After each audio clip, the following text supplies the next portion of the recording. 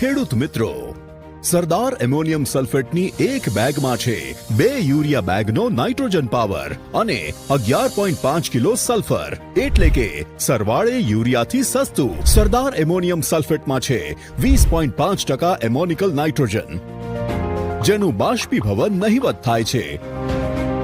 વળી જમીનમાં ઊંડું ઉતરી જતું નથી.